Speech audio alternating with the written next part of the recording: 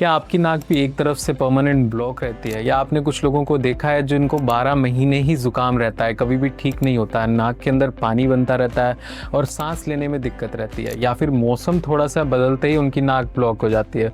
तो इसका कारण क्या होता है, इसका सॉल्यूशन क्या है, क्या क्या लोग इसमें गलती करते हैं, वो आज हम डिस्कस करेंगे। नमस्कार, मेरा नाम डॉक्टर दिशांत छाबड़ा है, मैं एक head and neck onco surgeon हूँ। हम आज बात करेंगे कि नाक की हड्डी क्या होती है, इसके टेढ़े होने से क्या इफ़ेक्ट आते हैं, क्या क्या लक्षण आपको आ सकते हैं और इसमें हम इलाज क्या क्या करते हैं। तो नाक की हड्डी को अगर मैं आसान भाषा में समझाना चाहूँ तो हमारा नाक एक बॉक्स की तरह होता है जिसके बीच में एक वॉल होती है जो आपके नाक को दो हिस्सों में डिवाइड करता है, राइट साइड और लेफ्ट साइड। जो ये वॉल है इसी को ही हम सेप्टम बोलते हैं। और ये जब सेप्टम एक तरफ से ज़्यादा टेढ़ा हो या एक तरफ घूम जाए तो इसे हम डेविएटेड नेज़ल सेप्टम DNS बोलते हैं। तो ये जो डेविएटेड नेज़ल सेप्टम है, नाक की हड्डी का टेढ़ापन है, ये आपको इफ़ेक्ट क्या करेगा, ये आपकी नाक को एक तरफ से ब्लॉक रखेगा।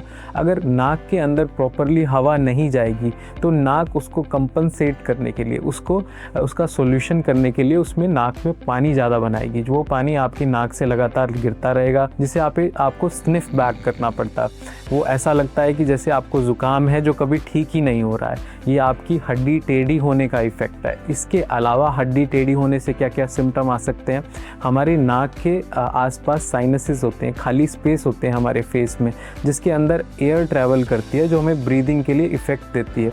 तो ये जो हड्डी टेढ़ी है कुछ केसेस में उन साइनसेस को भी ब्लॉक कर देती है जिसकी वजह से हमें साइनोसाइटिस हो जाता है। उसके अंदर इन्फेक्शन भी हो सकता है, बलगम भी बन सकती है, हमें बैड ब्रेथ की प्रॉब्लम हो सकती है, सर में दर्द हो सकता है या चक्कर की प्रॉब्लम भी हो सकती है। तो ये हड्डी टेढ़ी एक्चुअली में होती कैसे है, ये प्रेजेंट हो सकती है बर्थ से भी, हो सकता है पैदा होने के साथ ही आपकी नाक की हड्डी टेढ़ी हो, या फिर जब हम ग्रो करते हैं तो हमारी नाक की हड्डी भी हमारे साथ साथ ग्रो करती है। कुछ केसेस में ये हड्डी हमारी ग्रोथ से ज़्यादा ग्रो करने लगती है, इस वजह से एक तरफ से टिल्ट हो जाती है जिससे ये नाक को एक तरफ से ब्लॉक कर देती है।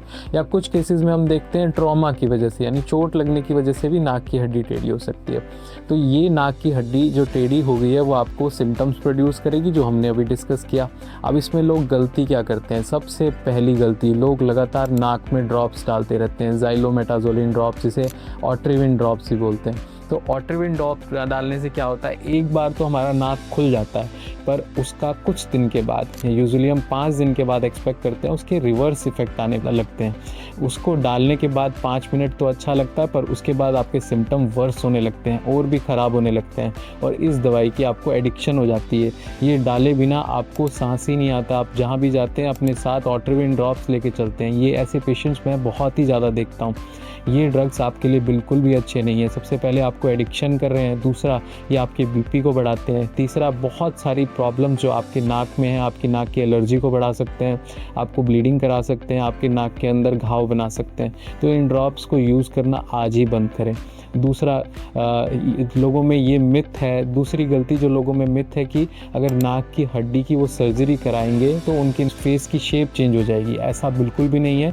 जो हम नाक की हड्डी की सर्जरी करते हैं वो हम बिना चीरे की सर्जरी करते हैं, एंडोस्कोपिक सर्जरी करते हैं। नाक के अंदर जाके हम नाक की हड्डी को म्यूकोजा से अलग करते हैं और जो उसका टेढ़ा वाला पार्ट होता है, DNS वाला पार्ट होता है, सिर्फ उसको निकालते हैं और जो म्यूकोजा है उनको वापस उसी जगह पे रख देते हैं। तो बाहर से आपकी नाक की शेप बिल्कुल भी चेंज नहीं होती है पर सर्जरी के बाद आपको नाक से सांस लेने में बहुत अच्छा महसूस होता है।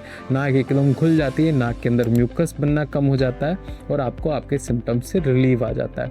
अब नाक की हड्डी की सर्जरी किन लोगों को ज़रूरत होती है, एक जनरली मैं डिस्कस करूं तो 70% जनरल पॉपुलेशन की नाक की हड्डी टेढ़ी ही होती है और ये टेढ़ा होना ही सर्जरी की इंडिकेशन नहीं हो जाती है। जिनको प्रॉब्लम्स रहती हैं सिर्फ उन्हीं को ही सर्जरी की जरूरत है। प्रॉब्लम्स में नाक का एक तरफ से ब्लॉक रहना, नाक के अंदर पानी ज़्यादा बनना, साइनोसाइटिस की प्रॉब्लम रहना या फिर पोस्ट नेज़ल ड्रिप, नाक के पीछे से गले में लगातार पानी बहना, ये फीचर्स होते हैं, ये इंडिकेशन होते हैं हमारे नाक की हड्डी की सर्जरी के।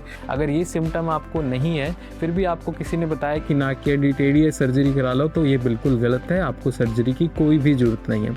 अब नाक की हड्डी की सर्जरी जैसे मैंने बताया हम एंडोस्कोपिक करते हैं, दूरबीन से करते हैं। जो पेशेंट मेरे से यूजुअली सवाल पूछते हैं कि ये सर्जरी में रिकवरी कितनी जल्दी हो जाती है, तो ये डे केयर का प्रोसीजर होता है। आजकल जो नाक की हड्डी की सर्जरी है उसमें मॉर्निंग में पेशेंट को एडमिट करते हैं और सर्जरी करके इवनिंग तक पेशेंट को डिस्चार्ज कर देते हैं।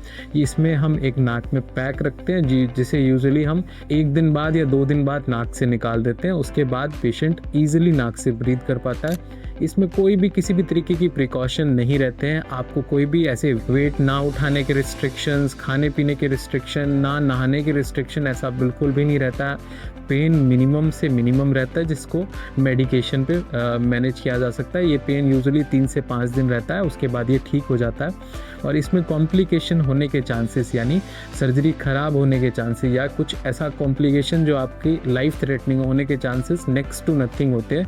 1 इन मिलियन होते हैं। 10 लाख में किसी एक को हो सकता है, तो उसे नेग्लिजिबल कंसिडर किया जाता है। तो ये बिल्कुल सेफ सर्जरी है।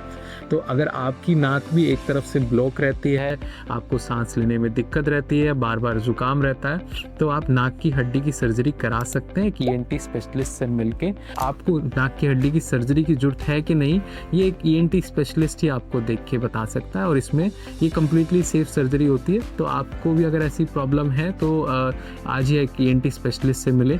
अगर आपके जानने वाले में किसी को ऐसी प्रॉब्लम है, आपके फैमिली फ्रेंड्स में किसी को प्रॉब्लम है, तो ये वीडियो उनके साथ शेयर ज़रूर करें। हमारे चैनल को लाइक एंड सब्सक्राइब करना ना भूलें।